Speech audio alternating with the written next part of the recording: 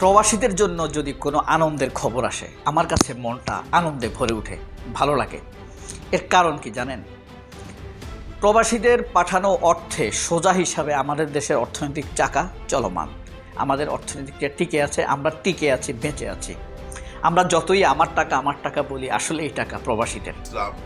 উনি চিৎকার করতেছে যে আমার সাক্ষীকে কারা যেন কিডন্যাপ করে নিয়ে গেছে, আদালত প্রাঙ্গণ থেকে কিডন্যাপ করে নিয়ে গেছে।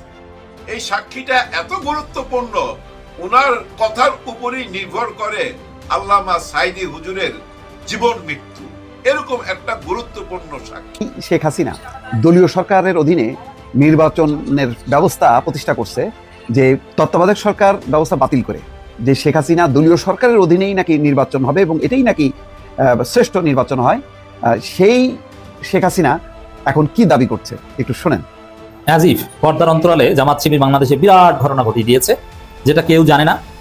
আন্তর্জাতিক অঙ্গন তোলপাড় শুরু হয়েছে, তারা জানে, বিদেশিরা জেনে গিয়েছে, ডিপ্লোম্যাট জানে, আমেরিকা জানে, তারা এটা নিয়ে থিসিস করা শুরু করেছে। মেশিন চলে না চলে না চলে না রে, মেশিন চলে না, মেশিন চলে না চলে না চলে না রে, মেশিন চলে না। দর্শক আরো একটা অংশ শোনেন, মানে দেখেন ভাগ্যের কি নির্মম পরিহাস।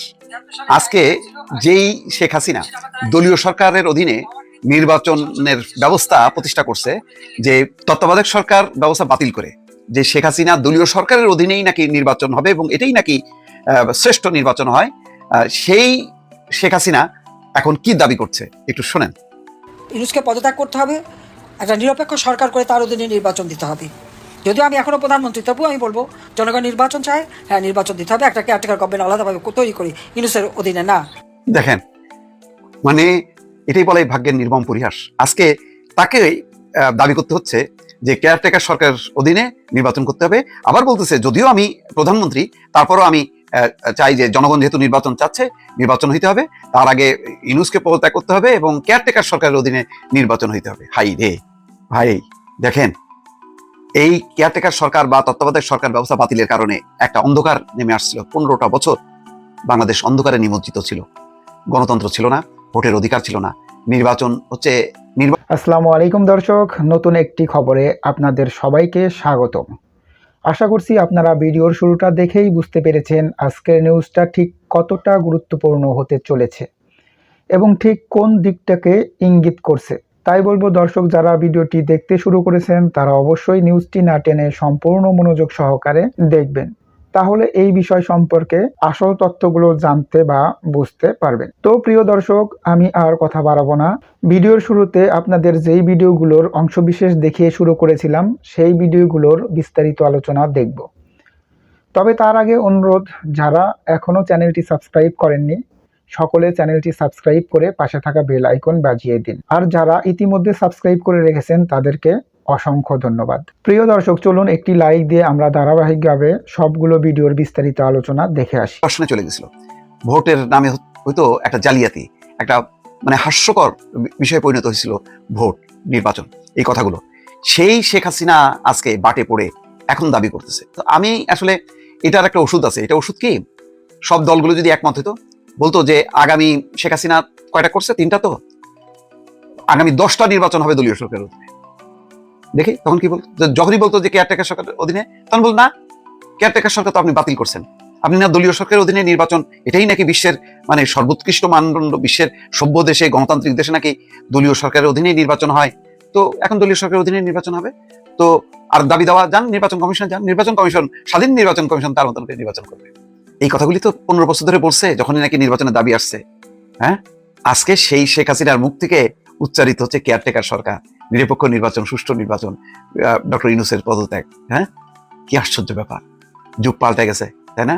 এরকমই হয়, মানে আমি যখন বিরোধী দলে থাকবো, ক্ষমতাচ্যুত থাকবো, তখন আমি চাইবো কেয়ারটেকার সরকার, আর আমি যখন ক্ষমতায় থাকবো তখন হবে দলীয় সরকার। কি মজা, কি চমৎকার বয়ান, শুনুক দেশবাসী। আজকে শেখ হাসিনার চান যে নিরপেক্ষ কেয়ারটেকার সরকারের অধীনে নির্বাচন, তার মুখ থেকে আজকে বেরোলো। আগে কেয়ারটেকার সরকার বা কি বলে ওটা নাকি গণতন্ত্রের বাইরে একটা শক্তি, তারা কিভাবে হয়, এটা তো গণতন্ত্র ব্যাহত হয়।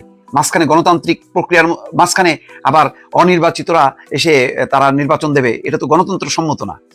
এবং কত রকম ডেফিনেশন, এই যে সব এখন এদের সমস্ত যুক্তিগুলি এখন মাথার মধ্যে ঢুকতেছে না, ভুলেও গেছে। মানে দলীয় সরকার কেন হওয়া উচিত, তার পক্ষে যে পরিমাণ বয়ান দিত এখন হয়ে গেল। কেন হচ্ছে? যেহেতু এখন আওয়ামী লীগ ক্ষমতায় নেই। এমনকি আমি শুধু ইউনূস কেন, ওই বিএনপি আসুক, যদি তত্ত্বাবধায়ক সরকার ব্যবস্থা কায়েম না হয়, ওই শেখ হাসিনা বলবে যে দলীয় সরকারের অধীনে নির্বাচন নয়, আগে তত্ত্বাবধায়ক সরকার প্রতিষ্ঠা করে তার অধীনে আমরা নির্বাচনে যাব, সে কথাই বলবে। এইভাবেই মানে কিভাবে দেখেন ব্যাকফায়ার যাকে বলে, ব্যাকফায়ার করছে। হ্যাঁ, এখন আত্মঘাতী গোল খাইতে হচ্ছে শেখ হাসিনাকে, তার মুখ দিয়ে দাবি জানাইতে হচ্ছে যে সুষ্ঠু নির্বাচনের জন্য আমরা তত্ত্বাবধায়ক সরকার, কেয়ারটেকার সরকার করতে হবে, তার অধীনে নির্বাচন হবে, ইউনূসের অধীনে নির্বাচন না, তার পদত্যাগ করতে হবে। তো এই একই দাবি তো বিএনপি করছে না, মানছেন?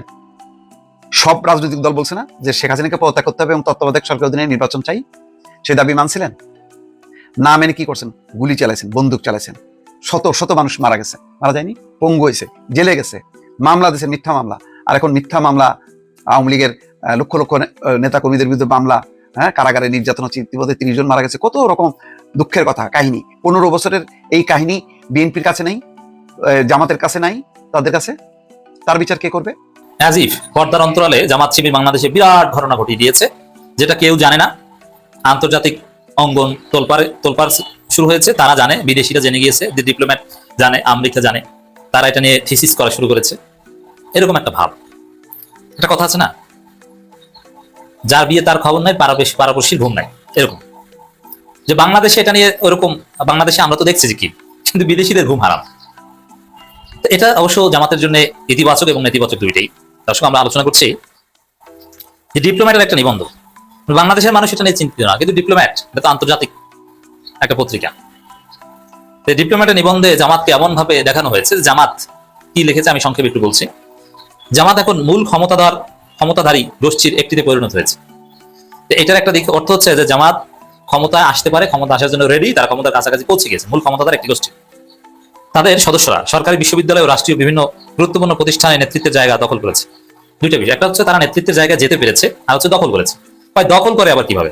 বিএনপি আওয়ামী লীগ গেলে সেটা দখল হয় না, সেটা স্বাভাবিক। আর জামাতের কেউ ভিসি হলে সেটা দখল, এটা হচ্ছে নেতিবাচক। এখন এই জায়গাটায় আমরা প্রথমে বিশ্লেষণ করব যে এই ধরনের প্রচারণা আন্তর্জাতিক বিভিন্ন মিডিয়ায়, যে জামাত বাংলাদেশের গুরুত্বপূর্ণ রাষ্ট্রীয় প্রতিষ্ঠানগুলোতে জামাত আর জামাত, সব জায়গায়, সব ক্ষমতার সব সেক্টরে জামাতের অ্যাক্সেস আছে, অলরেডি ঢুকে গেছে মোরাললেস। এটা কতটুকু সত্য? এক। দ্বিতীয় হচ্ছে এ ধরনের প্রচারণা জামাতের জন্য ক্ষতিকর না উপকারী? জামাতের লোকজন, সাধারণ ভক্ত সমর্থকরা শুনলে তো খুশি হবেন, না না ঠিক আছে, তো ভালোই তো, জামাতের লোকজন ক্ষমতাধর গোষ্ঠী হয়ে গেছে, পাবলিক বিশ্ববিদ্যালয় থেকে শুরু করে সব সরকারি বিভিন্ন প্রতিষ্ঠানে জামাত আছে, শিক্ষা মন্ত্রণালয় নাকি পুরো জামাতি হয়ে গেছে। আবার ইসলামী ফাউন্ডেশনের ডিজি নাকি বলছেন যে জামাতের লোক না হলে চাকরি থাকবে না। বাবার, এটা আবার কেমন কথা? এটা ভালো না খারাপ? প্রথম কথা হচ্ছে এটা এইভাবে আলাদাভাবে উল্লেখ করাটা নেগেটিভ। কারণ জামাতের যারা কোনো অধিদপ্তরের ডিজি জামাতপন্থী, কিংবা কোনো বিশ্ববিদ্যালয়ের ভিসি, আওয়ামী লীগ বিএনপির তুলনায় জামাত এখন মতো 10% জায়গাও যেতে পারেনি। যেমন বাংলাদেশের বিশ্ববিদ্যালয় ভাইস চ্যান্সেলর, জামাত সর্বোচ্চ 10%, ভাইস চ্যান্সেলর, প্রক্টর, প্রভোস্ট, জামাত 10% পেয়েছে, আর বাকি 90% এখনো আওয়ামী লীগ বিএনপি অন্যান্য। অবশ্য অন্যান্য ইসলামী দল 1%ও পায় না, জামাত 10% পেয়েছে। এই 10%ই আপনাদের দৌড়দৌড়ি। প্রশাসনের বিভিন্ন জায়গায় এখনো 90% পুলিশ থেকে শুরু করে, পুলিশের ওসি জামাতপন্থী ওসি। আপনি 100 থানা খুঁজলে একজন পাবেন কিনা সন্দেহ, সব বিএনপি পন্থী। এসপি, ডিআইজি 2%ও জামাতপন্থী পাবেন কিনা আমি ভালোভাবে জানি, আমি চিনি, আমি ডিসি এসপিদের সাথে চলি, মিটিং করি, রাতে খাই, জজদের সাথেও আমার ভালো সম্পর্ক আছে, আমি জানি যে কে কোন পন্থী। অল্প কিছু আছে জামাতকে পছন্দ করে, সেটা নট মোর দেন 10%। 10%কে বলছেন যে এই দখল করে ফেলেছে, এটার একটা নেগেটিভ ইন্টেনশন আছে, ইল ইন্টেনশন আছে। কি? এই যে জামাত দখল করে ফেলছে, বাংলাদেশটা তো মৌলবাদী হয়ে যাচ্ছে, ঠেকাও। অতএব আন্তর্জাতিক অঙ্গনে এগুলো নিয়ে তোলপাড় সৃষ্টি করার একটা ব্যাড ইন্টেনশন আছে। আর বাস্তবতা, জামাতের প্রভাব এখনো কম। আর দ্বিতীয় হচ্ছে জামাত বিভিন্ন জায়গায় গেছে, সব জায়গায় জামাত আছে, হ্যাঁ জামাতের লোক সব জায়গায় আছে, কিন্তু বিএনপি আওয়ামী লীগের ধারে কাছেও যেতে পারেনি, এটা রিয়ালিটি। কিন্তু তারপরও জামাত আছে, জামাত পারবে, সব জায়গায় জামাত আছে, এই ধরনের পারসেপশন, এটা জামাতের ভোটের রাজনীতিতে জরুরি। যেমন দুর্বলকে মানুষ বেশি দিন সমর্থন করে না, এবং দুর্বলকে ভোট দেয় না আদর্শিক লোক ছাড়া। সবলকে ভোট দেয়, সবলকে মানুষ সমর্থন করে। তো জামাতের একটা লিমিটেশন হচ্ছে জামাতকে অনেকে দুর্বল মনে করে। যেমন অনেক ভোটার আমি দেখেছি যারা জামাত ভালো, 10 জন প্রার্থী থাকলে জামাতের লোক নিঃসন্দেহে বাকি 9 জনের চাইতে ভালো, দুধের ধোয়া, এটা বিশ্বাস করে। কিন্তু এরা কি ক্ষমতা আসতে পারবে? ভোট দিয়ে লাভ। আবার কেউ বলে ক্ষমতা আসলে ওরা কি টিকতে পারবে, অতএব ভোট দিয়ে লাভ কি? অযথা। লোক ভালো ঠিক আছে, তার চাইতে অমুক দল একটু কম ভালো হলো, কিছুটা খারাপ হলো, ওরা তো টিকতে পারবে, ওদের তো পাওয়ার আছে। আবার এই যে জামাতের ইউনিয়ন পরিষদের মেম্বার চেয়ারম্যান বানানোর ক্ষেত্রে এরকম পারসেপশন কাজ করে যে জামাতের এই লোকটা সবচেয়ে ভালো, হয়তো 1 টাকাও চুরি করবে না, ত্রাণের চাউল, গম, টিন এগুলো চুরি করবে না, ঠিক আছে, কিন্তু একে কাজ আনতে পারবে, এই রাস্তাঘাট ব্রিজকে আনতে পারবে উপর থেকে, কারণ এ তো জামাত করে, এ তো রাখবে জেলে। এরকম একটা পারসেপশন তৈরি করা হয়েছে বাংলাদেশ। সব ঠিক আছে, এটা কি কাজ আনতে পারবে? তো এই জায়গায় জামাত মানে বড় কিছু, জামাত মানে পারে। জামাতের লোকজন এখন সব জায়গায় আছে, একদম সচিব থেকে শুরু করে অধিদপ্তরের ডিজি, বিভিন্ন জায়গায় ডিসি, এসপি জামাতপন্থী আছে। অতএব জামাতের লোকজনকে জনপ্রতিনিধি বানালে সে কাজ করতে পারবে, কারণ জামাতপন্থী, জামাতকে পছন্দ করে। তো জামাত নেতা বললে তো সহজে কাজ দিবি, অমুক অধিদপ্তর ইঞ্জিনিয়ার, চিফ ইঞ্জিনিয়ার জামাতপন্থী, অতএব সে তো সহজেই এটা পাশ করিয়ে দিবে। তো এরকম পারসেপশন তৈরি করা গেলে জনগণ ভোট দেয়, আস্থা পায় যে না এ ভালো লোক, একে ভোট দিয়ে এ কাজও করতে পারবে, এ টিকে থাকতে পারবে, এ প্রতিপক্ষকে পিটিয়ে দেশকে সন্ত্রাসমুক্ত করতে পারবে।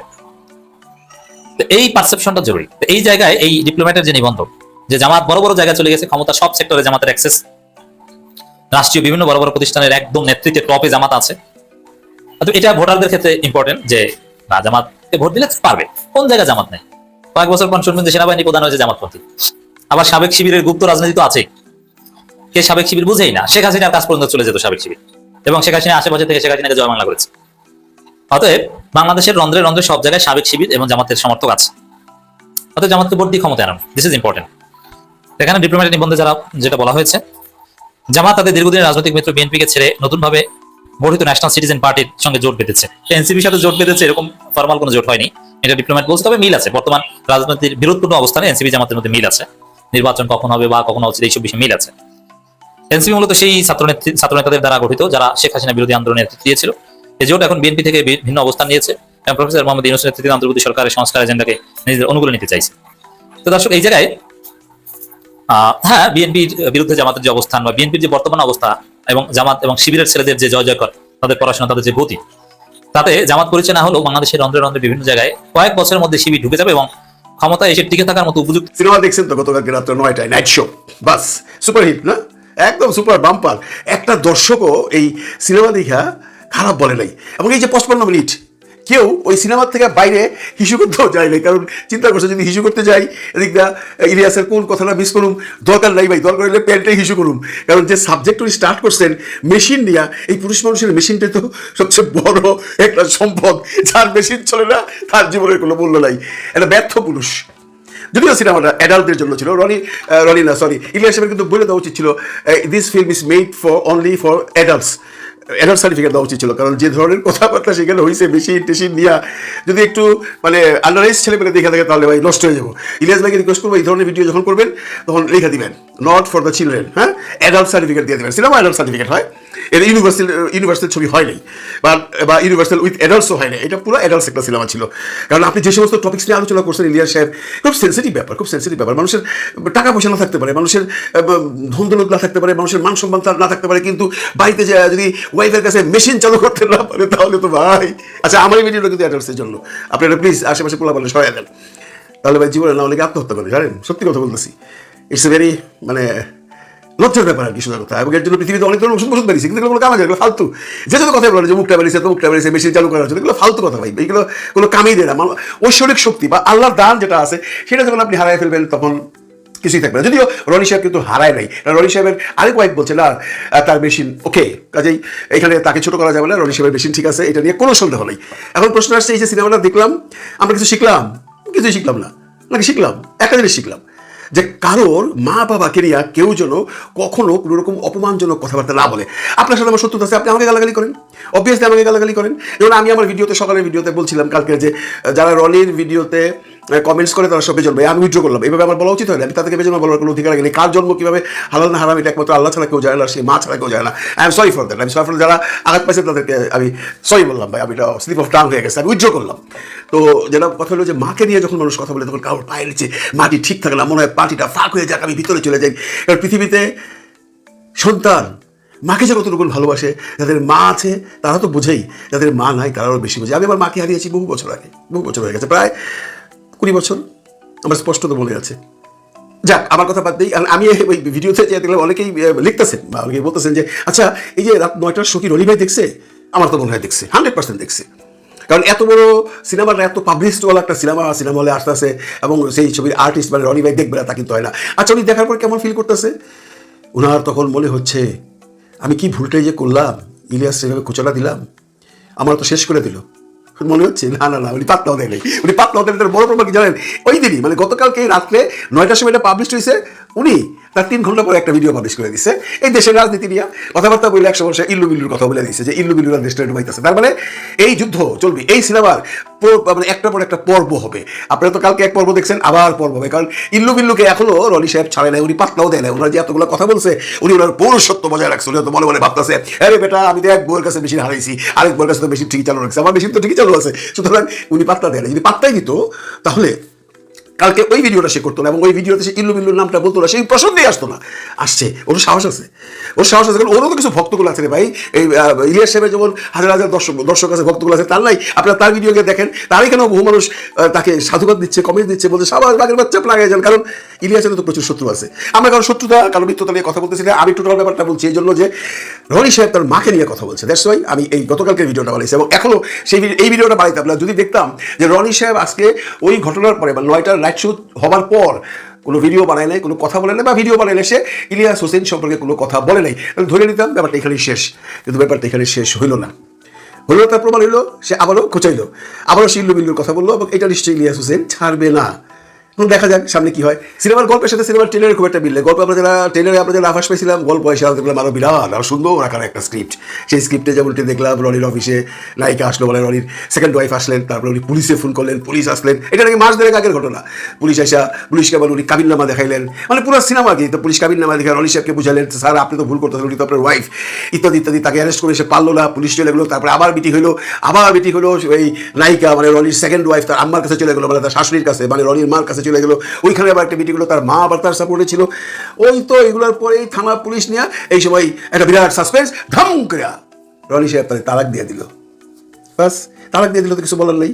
আমরা এরকম বহু দেখছি যে বিয়ে করছে, বিয়ে করার পরে 7 দিন 10 দিন 20 দিন ভোগ করে তালাক দিয়ে দিছে। তালাক দিয়ে দিলে আইনত তো দণ্ডনীয় অপরাধ হইবার কথা নয়। তবে হ্যাঁ, তালাক দেওয়ার আগে তাকে সমস্ত ভরণ পোষণ যে কাবিননামা টাকা আছে সব দিয়ে দিতে হবে। কিন্তু এখানে আরও মজার ব্যাপার হলো, পরবর্তীতে আমরা কি দেখলাম যে এই রনি সাহেব তার দ্বিতীয় স্ত্রীকে তালাক দেওয়ার পর তার মেয়ের রিকোয়েস্টে তালাক নামা উইথড্র করছে, কিন্তু কোনো সম্পর্ক রাখবে না, অ্যাজ এ হাজব্যান্ড ওয়াইফ থাকবে, বাট নো রিলেশনশিপ। মেশিন চালু আছে, মেশিন অন্য জায়গায় সে চালু করবে, তার ফার্স্ট ওয়াইফের কাছে পারুক না পারুক, এটা কোনো অভাব নেই, মেশিন চালু করার ফ্যাক্টরি বহুত আছে। তো রনি সাহেব এইখানে আসবে না, মানে তার সেকেন্ড ওয়াইফের কাছে আসবে না, তারা থাকবে তাদের মতো, তাদের টাকা পয়সা দিবে, এই ধরনের একটা আন্ডারস্ট্যান্ডিং হয়েছে। কিন্তু ঘটনা কি এখানে শেষ হয়ে গেল?